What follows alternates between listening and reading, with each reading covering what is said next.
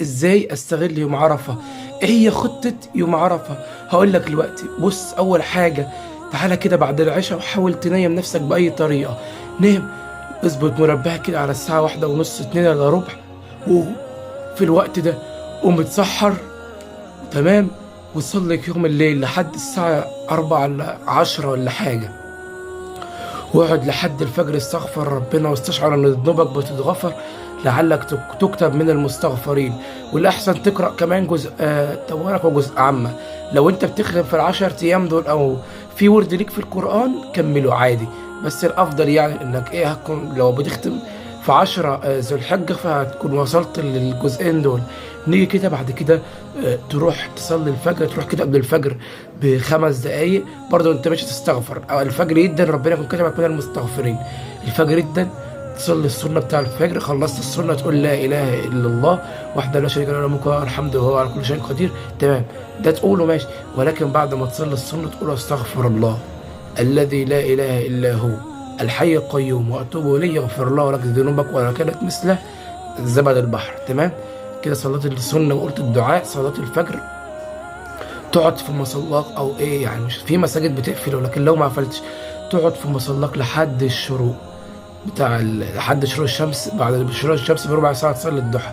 ماشي، وانا قاعد في الفتره دي هعمل ايه؟ تقرا اذكار الصباح وتقعد تقول لا اله الا الله وحده لا شريك له له الملك وله الحمد وهو على كل شيء قدير وهو على كل شيء قدير. تمام، وتكثر من الاستغفار زي ما قلت. وفي حاجات انا كنت منزلها اعمال يوم عرفه، روح برضو اسمعها هتفيدك شويه. تمام كده، المهم انك تستغل الفتره دي في الذكر والقران والدعاء، تكتب لك حجه وعمره مع رسول الله صلى الله عليه وسلم. تمام. جت الضحى الشروق، يعني اقعد ربع ساعه وبعد كده صلي الضحى. تمام، ركعتين او 4 ركعات 6 8 زي ما انت عايز، معاك لحد قبل الظهر بربع ساعه. حاول ما تنامش الفترة دي، انت كده نمت من بعد العشاء للساعة 2 نمت. أهم حاجة اصحى قبل الظهر بشوية، اتوضى كده للظهر وروح صلي بجماعة، وبعد الظهر لحد العصر اقعد كده استغفر ربنا واقرأ قرآن أو استغل يعني اسمع الفيديو اللي كنت بقولك أعمال يوم عرفة. جيت بقى العصر المغرب امسك في الحتة دي ايدك وعلى قلبك على طول على طول. رحمات ربنا بتتنزل في اليوم ده. على فكرة اليوم ده نهاره تستغله أحسن من ليله، لأن ربنا بينزل للسماء الدنيا وملائكته وبيغفر للعباد ذنوبها، اللي صام سنة ماضية وسنة مقبلة بيغفر لك ذنوبك. لدرجة إن إبليس في اليوم ده بيكون ذليل، لأنه بيقول أنا أضلهم طول السنة ويجي يغفر لهم سنة ماضية وسنة مقبلة. معلومة، أتقل أيام بتكون على إبليس اليوم ده يوم عرفة، من كتر ما ربنا رحماته بتنزل وغفران الذنوب، ويوم بدر. تمام.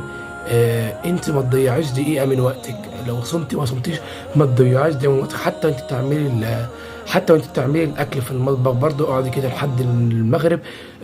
يا رب نفسي في كذا، يا رب حقق لي امنيتي، يا رب انا بتمنى كذا وانت كذلك، عشان ما تضيعش اليوم ده منك. الدعاء خير الدعاء دعاء يوم عرفه.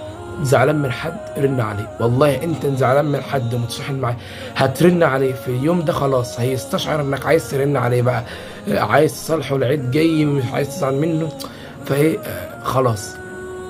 تمام. صلة الأرحام، رن كده على حبايبك كل سنة وانتم طيبين، عيد سعيد عليكم، أعاد الله عليكم بالخير والبركات.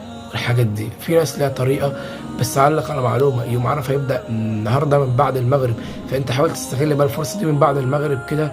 صلي كده المغرب واقعد كده وافطر واقعد كده سبح، صلي على النبي، أي حاجة، وكل سنة وانتم طيبين.